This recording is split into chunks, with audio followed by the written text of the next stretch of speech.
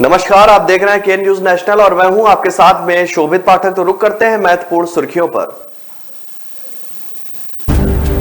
भारत और पाकिस्तान के विभाजन को लेकर संघ प्रमुख मोहन भागवत ने दिया बड़ा बयान।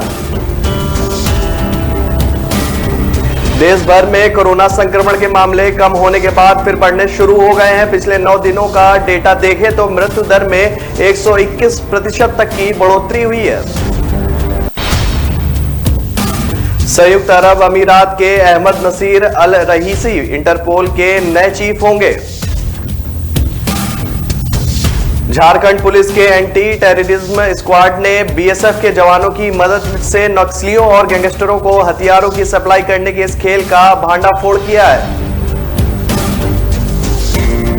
जयपुर के बड़े ज्वेलर्स ग्रुप की कंपनियों पर आयकर की कार्रवाई तीसरे दिन भी जारी रही।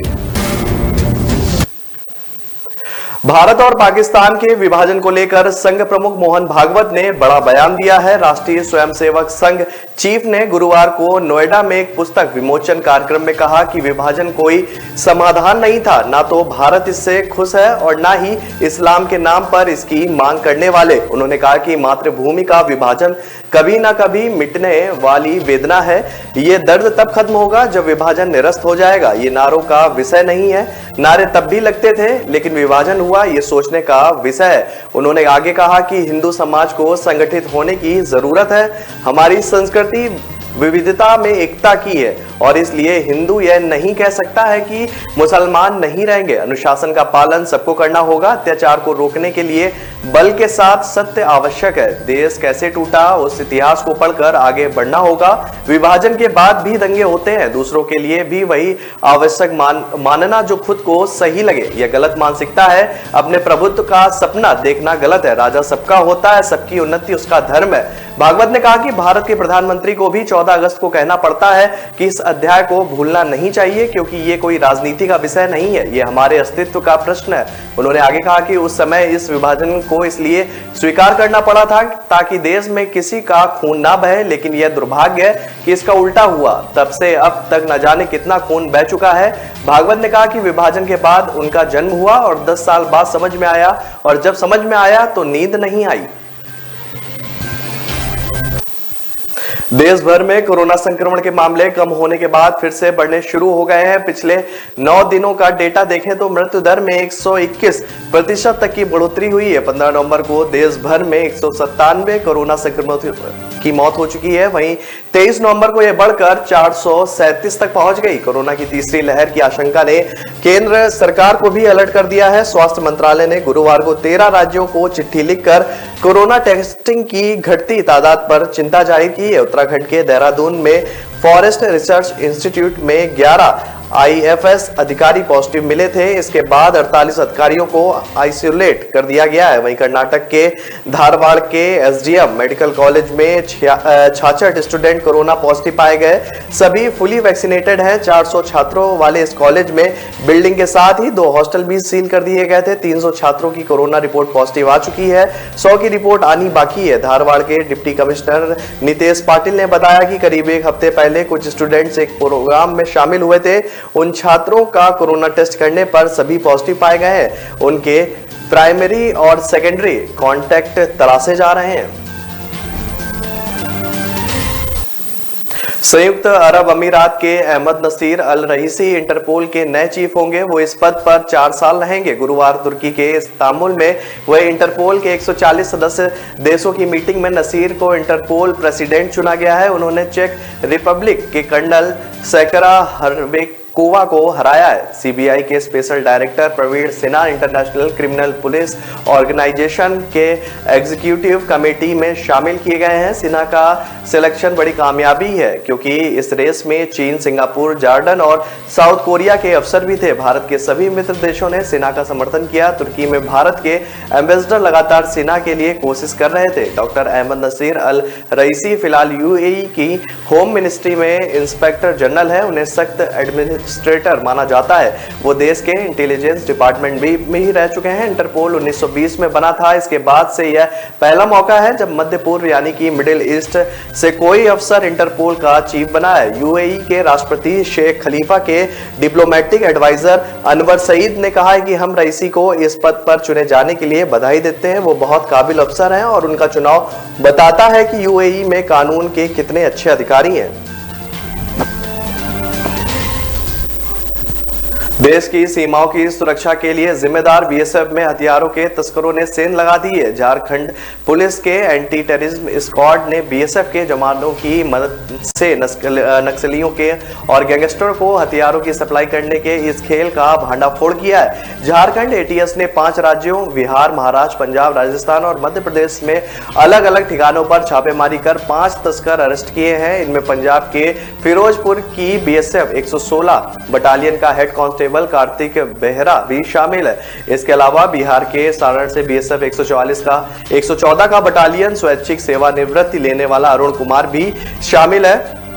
एमपी से कुमार गुरलाल ओचवारे, शिवपालपुर धवन, चौहान, हिरला, गुमान भी शामिल है। अरुण ही इस गिरोह का मास्टरमाइंड है। झारखंड एटीएस के एसपी प्रशांत आनंद और आईजी अभियान एवी होमकर ने गुरुवार को प्रेस कॉन्फ्रेंस कर मामले की जानकारी दी। गिरफ्तार लोगों के पास से 9000 राउंड से ज्यादा कारतूस, 14 हाई टेक पिस्टल, 21 मैगजीन सहित कई चीजें बरामद की गई हैं। इस पूरे अभियान में अब तक कुल 9 लोगों को अरेस्ट किया जा चुका है। इसमें बीएसएफ का एक जवान और एक रिटायर्ड जवान भी शामिल है। आईजी अभियान एवी होमकर को ने बताया कि इसके नेक्सस का मुख्य केंद्र एमपी और महाराष्ट्र को जोड़ने वाला बॉर्डर है। महाराष्ट्र के बुलढाणा जिले के, एमपी के बुरहानपुर जिले में इनका पूरा सेटअप है। यहाँ हथियार बनाने की फैक्ट्री भी लगा रखी थी। आरोपी यहाँ हथियार तैयार कर अपने नेटवर्क के माध्यम से अलग अलग जगहों पर सप्लाई कर रहे थे।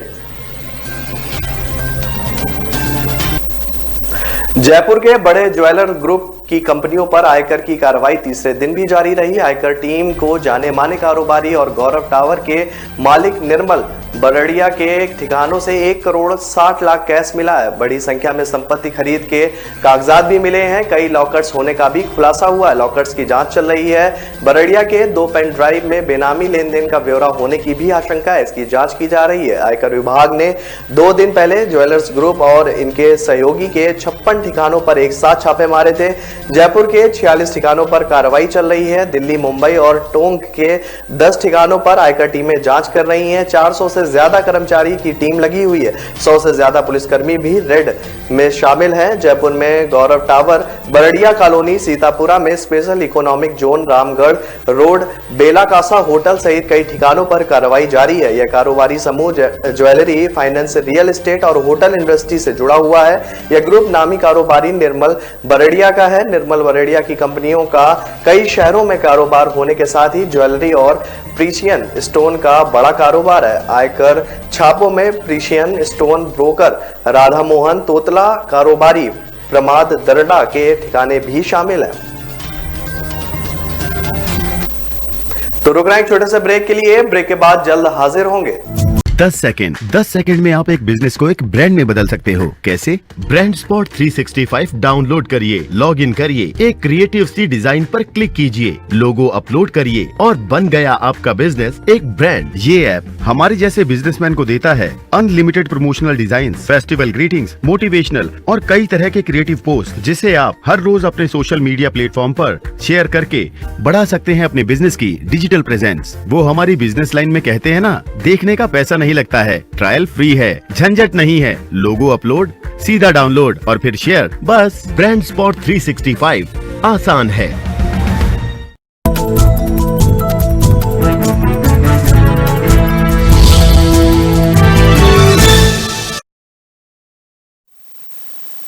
ब्रेक के बाद फिर स्वागत है आपका। रुक करते हैं आगे की खबरों पर। झारखंड के गुमला से एक हादसे का वीडियो सामने आया है। यहां एक तेज रफ्तार कार ने बाइक सवार पति पत्नी को टक्कर मार दी। इससे वे दोनों उछलकर सड़क पर गिर गए। घटना गुरुवार दोपहर की है। यह हादसा गुमला बसिया रोड के किंद केला पेट्रोल पंप के पास हुआ है। हालांकि भयानक हादसे के बावजूद पति पत्नी सुरक्षित हैं। टक्कर इतनी जोरदार थी कि पति पत्नी दोनों उछलकर जमीन पर जा गिरे। यह पूरी वारदात पेट्रोल पंप के पास लगे सीसीटीवी कैमरे में कैद हो गई। घटना में दोनों को हल्की चोटें आई हैं। नजदीकी के अस्पताल से शुरुआती इलाज के बाद उन्हें छुट्टी दे दी गई। सीसीटीवी फुटेज देखने से यह साफ पता चलता है कि बाइक चलाने वाले की गलती के कारण कार चालक ने टक्कर मारी। हादसे के बाद कार ड्राइवर ने खुद घायलों को अस्पताल पहुंचाने में मदद की।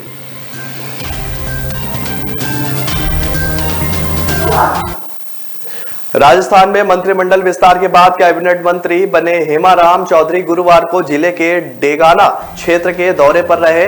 इस दौरान हाईवे पर पायलट गुट से जुड़े कार्यकर्ताओं द्वारा हाईवे किए गए उनके स्वागत सत्कार कार्यक्रम के दौरान डेगाना एमएलए विजयपाल मिर्धा और डेगाना शहर के पूर्व ब्लॉक कांग्रेस अध्यक्ष सीताराम बिंदा से में बहसबाजी हो गई। इससे मौके पर हंगामा भी हुआ। पुलिसकर्मियों ने डेगाना एमएलए विजयपाल मिर्धा को शांत किया। इसके बाद पूर्व ब्लॉक कांग्रेस अध्यक्ष सीताराम बिंदा के नेतृत्व में कार्यकर्ताओं ने कैबिनेट मंत्री हेमाराम चौधरी और उसके साथ भी आने वाले लोगों का स्वागत किया। दरअसल कैबिनेट मंत्री बने हेमाराम चौधरी डेगाना विधायक विजयपाल मिर्धा, लाडनू विधायक मुकेश भाकर और पर्वत सर विधायक रामनिवास गावड़िया के साथ डेगाना के रेवाड़ गांव के शहीद जवान किशन राम बावल की प्रतिमा अनावरण समारोह में शिरकत करने पहुंचे थे। इस दौरान पायलट गुट से जुड़े डेगाना शहर के पूर्व ब्लॉक कांग्रेस अध्यक्ष सीताराम बिंदा के नेतृत्व में इडवा गांव में पूर्व सांसद और पूर्व पीसीसी उपाध्यक्ष गोपाल सिंह शेखावत के घर के बाहर कैबिनेट मंत्री बने हेमाराम चौधरी के स्वागत सत्कार का कार्यक्रम रखा गया। लेकिन कैबिनेट मंत्री हेमाराम चौधरी इडवा के कार्यक्रम में नहीं पहुंचे। सैकड़ों कार्यकर्ता वहां इंतजार करते ही रह गए।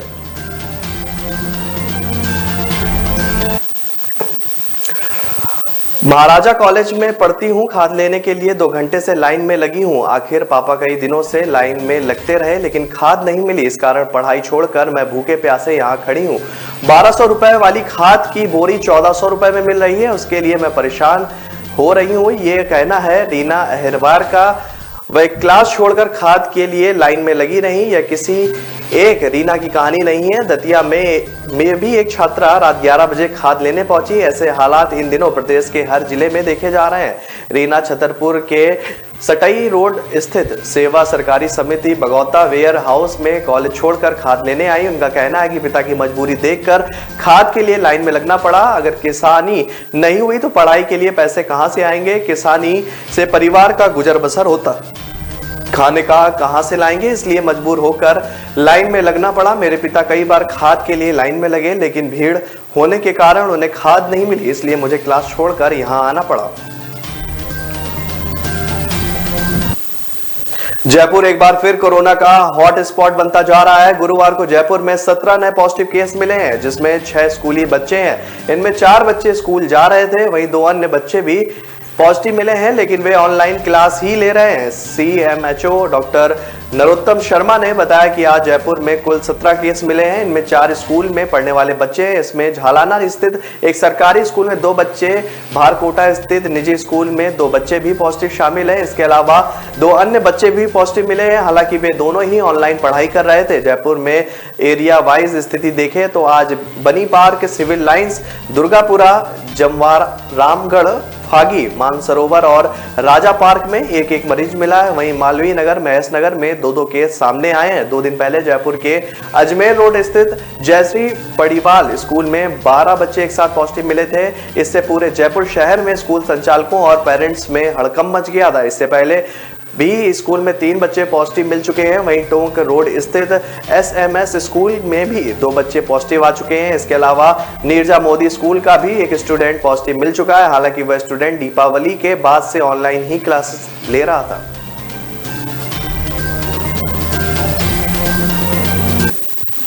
छत्तीसगढ़ पुलिस को पहली बार गांजे के गोदाम का एक वीडियो मिला है। बालोद पुलिस ने हाल में ही ओडिशा से गांजा लाकर छत्तीसगढ़ और देश के दूसरे राज्यों में सप्लाई करने वाले नेटवर्क को पकड़ा था। हिरासत में लिए गए लोगों के मोबाइल फोन की जांच में यह वीडियो पुलिस के हाथ लगा। वीडियो में उड़ीसा के छत्तीसगढ़ से लगे एक गांव में बना गांजे का गोदाम और तस्करों का अड्डा दिख रहा है। इसमें कुछ लोग भी दिख रहे हैं। इस जगह तंबू लगाकर गांजे के सैकड़ों पैकेट रखे गए थे।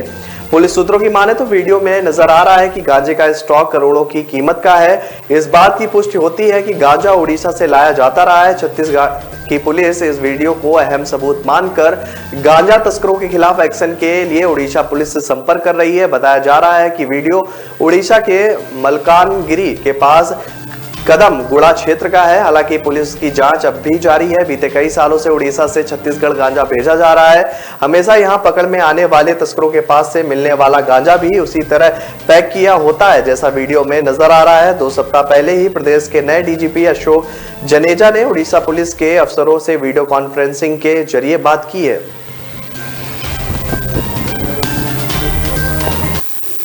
तो रुक रहे हैं एक छोटे से ब्रेक के लिए। ब्रेक के बाद जल्द हाजिर होंगे। કોઈ બી બિઝનેસનો જે બેઝિક પ્રશ્ન હોય છે તે હોય છે માર્કેટિંગ.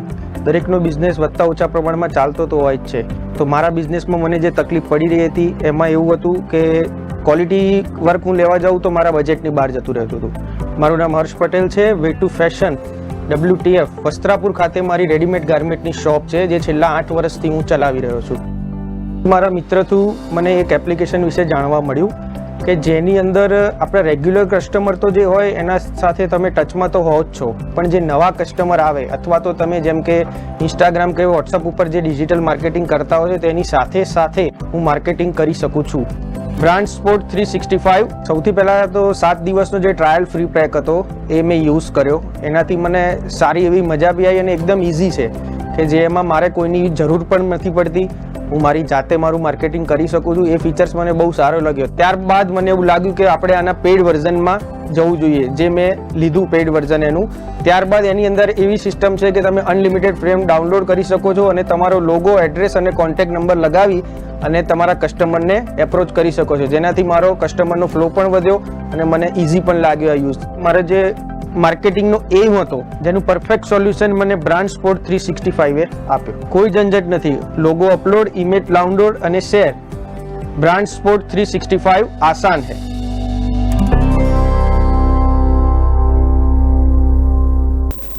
ब्रेक के बाद फिर स्वागत है आपका। रुक करते हैं आगे की खबरों पर। अब व्हाट्सएप पर आप अपना तैयार किया गया स्टिकर किसी को भी भेज सकेंगे। कंपनी ने इसके लिए नया टूल रिलीज कर दिया है। इस टूल के इस्तेमाल आप वेब व्हाट्सएप पर भी कर सकेंगे। इस टूल में इस्तेमाल किए जाने वाले फोटो को क्रॉप करने के साथ एडिट भी किया जा सकेगा। कई सारे ऑप्शन मिलेंगे, यानी अब आप अपने बनाए गए स्टिकर से लोगों को बधाई दे सकते हैं। व्हाट्सएप के इस नए टूल का सबसे बड़ा फायदा ये होगा कि अब यूजर्स को किसी थर्ड पार्टी ऐप की जरूरत नहीं होगी। अब तक यूजर को इसके लिए फोटो क्रॉपिंग ऐप की जरूरत होती थी। इस टूल से यूजर के अकाउंट और फोन की सेफ्टी भी बढ़ जाएगी। व्हाट्सएप एक और नए टूल पर भी काम कर रहा है। इसमें यूजर्स ऑडियो मैसेज की प्लेबैक स्पीड को भी बदल सकेंगे। मई में ही कंपनी ने अपने वॉइस मैसेज में कुछ इस तरह का अपडेट दिया था। जब आप किसी वॉइस नोट को फॉरवर्ड करते हैं तो ऑडियो को तेज करना संभव नहीं है क्योंकि प्लेबैक स्पीड बटन उपलब्ध नहीं है, लेकिन इसके लिए जल्द ही एक नया फीचर आने वाला है। इसके अलावा कंपनी ने भारतीय यूजर्स के लिए 2 नए सेफ्टी फीचर्स फ्लैश कॉल्स और मैसेज लेवल रिपोर्ट भी पेश किए हैं। फ्लैश कॉल की मदद से आप अपना फोन नंबर ऑटोमेटिकली वेरीफाई हो जाएगा। सतना में कोचिंग सेंटर में घुसकर कुछ बदमाश वहां पढ़ रहे लड़कों के साथ मारपीट करने लगे। बदमाशों ने थप्पड़, लात, घूसों से पिटाई की। किसी ने इसकी वीडियो बनाकर सोशल मीडिया पर अपलोड कर दिया है। कोलकमा पुलिस के मुताबिक घटना पुरानी है। इसका वीडियो गुरुवार को सामने आने पर FIR दर्ज की गई है। पुलिस ने बताया कि शहर के टिकुरिया टोला स्थित कोचिंग में राजा विश्वकर्मा पढ़ रहा था। इसी दौरान रोहित दहिया और मोहित दहिया अपने 5 साथियों के साथ यहां पहुंचा। आरोपी बिना कुछ कहे राजा के साथ मारपीट करने लगा। बताया जा रहा है कि राजा और मोहित के बीच किसी बात को लेकर कहासुनी हुई थी। इसी खुन्नस में वो कोचिंग पहुंच गए। बदमाशों ने राजा को कोचिंग से बाहर निकालकर सड़क पर लात, जूते मारे। राजा किसी तरह वहां से भाग निकला। इसके बाद लड़के कोचिंग टीचर को हिदायत देते हुए कोचिंग के अंदर घुस गए। वहां पे भी छात्र के साथ मारपीट करने लगे। पटना में बदमाशों ने दिन दहाड़े जदयू नेता और डॉक्टर धर्मेंद्र कुमार को गोली मार दी। वो पेशे से एक डेंटिस्ट भी हैं। एक गोली उनके बाह में फंसी है। गंभीर हालत में उन्हें अस्पताल में भर्ती करवाया गया, जहां उनका इलाज चल रहा है। घटना फुलवारी शरीफ की मित्र मंडल कॉलोनी की है। गुरुवार सुबह डॉक्टर धर्मेंद्र मित्र मंडल कॉलोनी में अपनी जमीन देखने गए थे। इसी दौरान 2 बाइक पर बदमाश वहां पहुंचे और ताबड़तोड़ फायरिंग शुरू कर दी। वो जान बचाने के लिए अपनी कार की ओर भागे। इसी दौरान एक गोली उनके बाह में लग गई। गोली लगते ही वो जमीन पर गिर गए।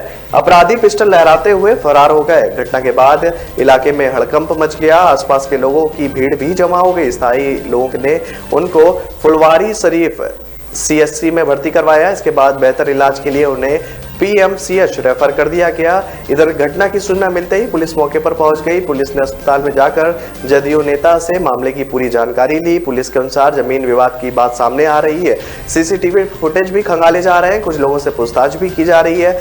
मामले में आगे की कार्रवाई की जा रही है।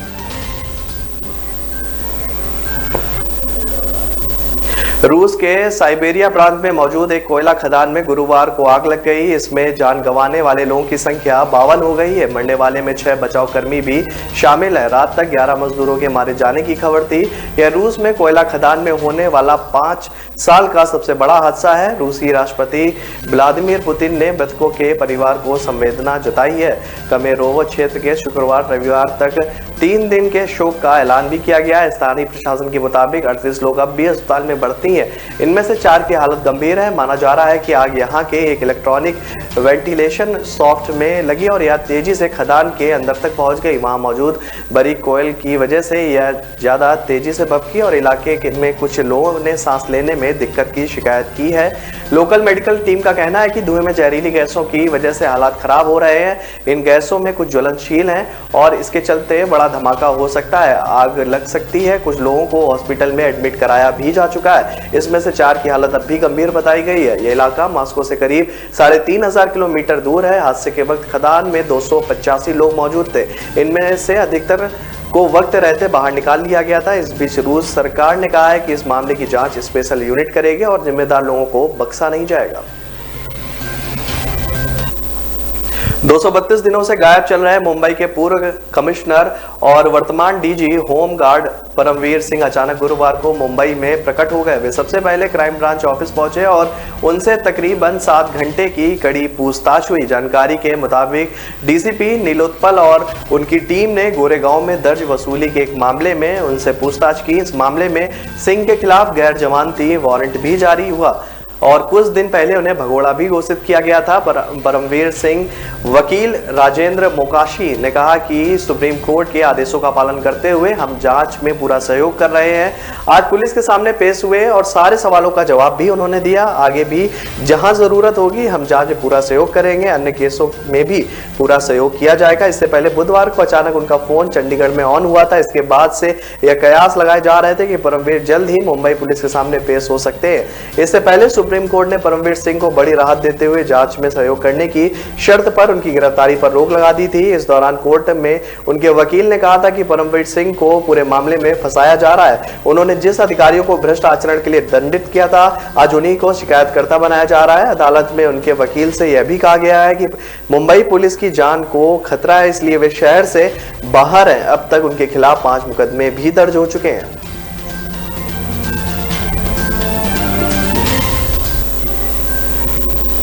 तो मेरे साथ फिलहाल इस बुलेटिन में इतना ही। आगे की खबरों के लिए बने रहिए के न्यूज़ नेशनल के साथ। नमस्कार।